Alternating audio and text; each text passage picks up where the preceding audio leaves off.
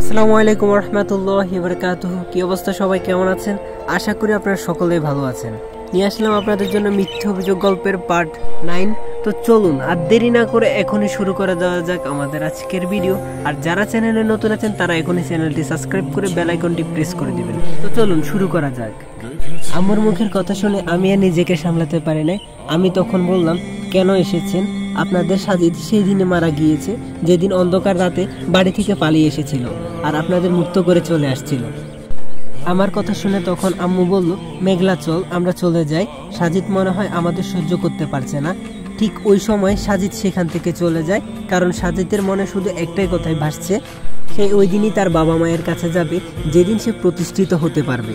এই জন্য সাজিদ আর সেখানে থাকলো না, সেখান থেকে চলে গেল পাসপোর্ট অফিসে। পাসপোর্ট অফিসে গিয়ে অফিসারের সাথে কথা বলে সবকিছু ঠিকঠাক করে বাসায় আস্তে আস্তে প্রায় রাত হয়ে যায়। বাড়িতে এসে সাজিদ ভাবতে লাগলো, হ্যাপি ট্রিটমেন্টের ফাইলটা কোথায়? সে তো সাথে নিয়ে গিয়েছিল, এখন পাচ্ছে না। পরে ডাক্তারকে কল করলো আর ডাক্তারকে বললো, আমি কি ফাইলটা ওইখানে রেখেছিলাম? ডাক্তার বলল, হ্যাঁ আমি আপনাকে কল করতাম কিন্তু ভুলে গিয়েছিলাম, আপনি কালকে এসে এটা নিয়ে যাবেন। সাজিদ তখন বলল, আচ্ছা ঠিক আছে, আল্লাহ হাফেজ। ডাক্তারের সাথে কথা শেষ করে সাজিদ চলে গেল নিচে গিয়ে আন্টিকে দেখে বলল, আন্টি আজকে আমি পাসপোর্ট অফিসে সব কথাবার্তা বলেছি, আশা করি খুব তাড়াতাড়ি আমরা চলে যাব, দোয়া করবেন। আন্টি তখন বলল, ইনশাআল্লাহ হয়ে যাবে, আল্লাহর উপর ভরসা রাখো। সাজিদ তখনই বলে উঠলো, আচ্ছা আন্টি হ্যাপি কই? আজকে তো ও আমাকে একটাও কল করলো না। আন্টি তখন বলল, হ্যাপি অনেক রাগ করে আছে, কারণ তুমি সকালে ওকে না বলে গিয়েছো, এই জন্য। তারপর আমি আন্টির কথা শুনে সাথে সাথে চলে গেলাম হ্যাপির রুমে। গিয়ে দেখি মেয়েটা শুয়ে আছে আর আমি পিছন থেকে গিয়ে বললাম, কি রে তুই আজকে আমাকে কেন কল করলি না? হ্যাপি বলল, কেন? আমি কেন কল করবো? আমি তোর কে হই? সাজিদ বলল, কেন? তুই তো আমার সব, এটা জানিস না? হ্যাপি বলল, আমি যদি তাহলে সব হই তাহলে আমাকে না বলে কেন গিয়েছিস? সাজিদ তখন বলল, আসলে তুই ঘুমিয়েছিলি তাই আর তোকে ডিস্টার্ব করিনি। অনেক কষ্টের বিনিময়ে হ্যাপির রাগ ভাঙালাম, রাগ ভাঙিয়ে নিচে নিয়ে গেলাম। তারপর খাওয়া শেষ করে হ্যাপিকে তার ওষুধ খাইয়ে দিয়ে হ্যাপিকে বললাম, আচ্ছা এখন তুই ঘুমিয়ে যা, আমার শরীর অনেক ক্লান্ত লাগছে, কালকে সকালে আবার আমাকে যেতে হবে। হ্যাপি তখন বলল, কোথায় যাবি? সাজিদ বলল, ওই তুই বুঝবি না, আমার একটা কাজ আছে। হ্যাপিও আর কিছু বলল না, রুমে চলে গেল। সাজিদ এই কথাগুলো বলল না, তার কারণ হলো হ্যাপি এখনো জানে না তার এত বড় রোগ হয়েছে। তারপর সাজিদ চলে গেল তার রুমে গিয়ে ঘুমিয়ে পড়লো। পরের দিন সকালে ঘুম থেকে উঠে সাজিদ আর দেরি করলো না, চলে গেল হসপিটালে যাওয়ার সাথে সাথে ডাক্তারের কাছে চলে গেল। তারপর ডাক্তার থেকে ফাইলটা নিয়ে চলে আসবে, ঠিক এমন সময় সাজিদের আম্মু আর মেঘলা এসে সামনে দাঁড়ালো।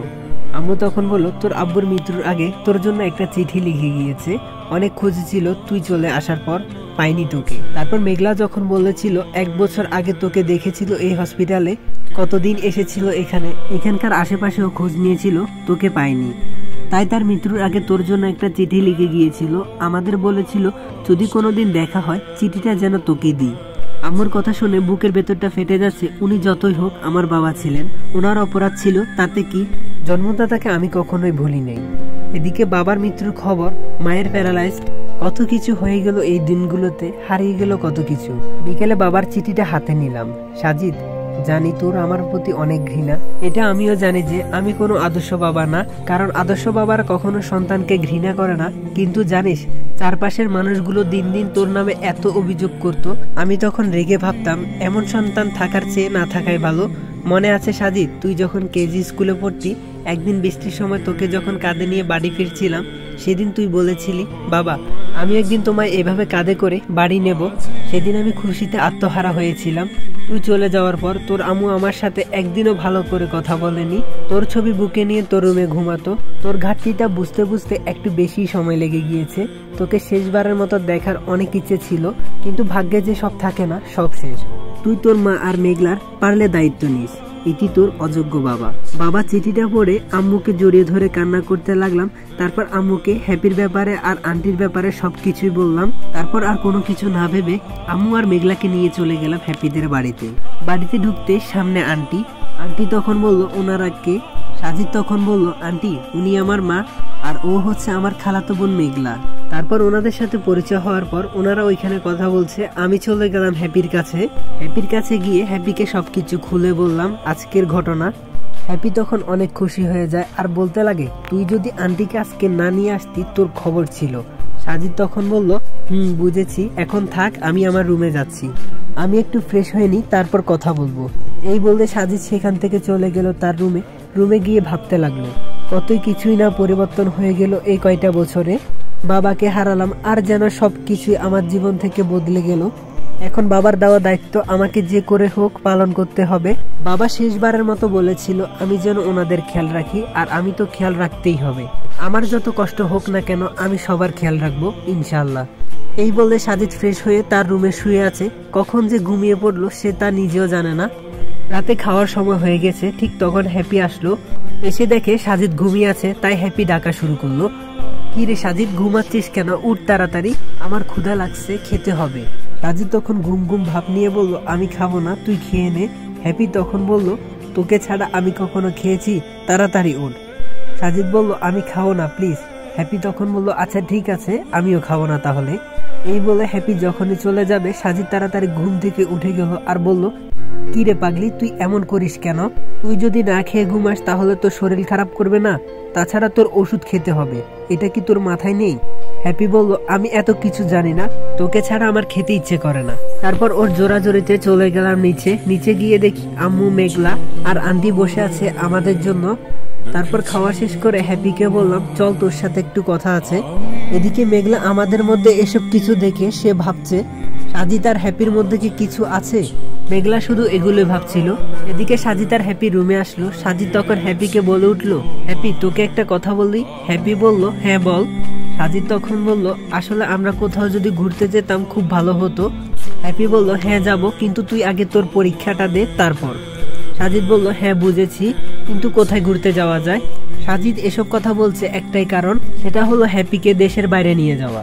হ্যাপি তখন বলল সবাই যেহেতু আছে চল তাহলে তোদের দেশের বাড়িতে যাই।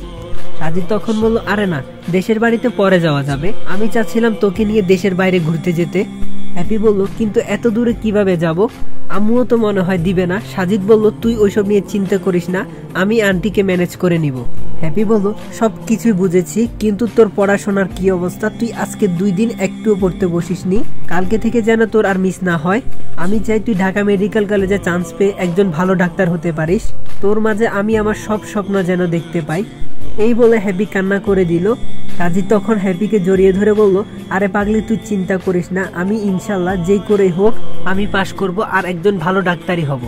এখন ঘুমা, আমি আমার রুমে যাচ্ছি। কালকে সকালে একটু কলেজে যেতে হবে, তাই তাড়াতাড়ি উঠতে হবে।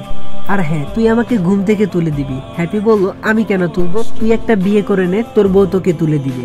হ্যাপির এমন কথা শুনে সাজিদ হাসা শুরু করলো। আর সাজিদ বলল তুই আছিস না, আমার আর কাউকে লাগবে না। তারপর সাজিদ তার রুমে চলে গেল। সকালে ঘুম থেকে উঠলো, কিন্তু হ্যাপি এখনো ঘুম থেকে উঠেনি। রুমে গিয়ে দেখে হ্যাপি এখনো ঘুমাচ্ছে, তাই আর তাকে ডাকলো না।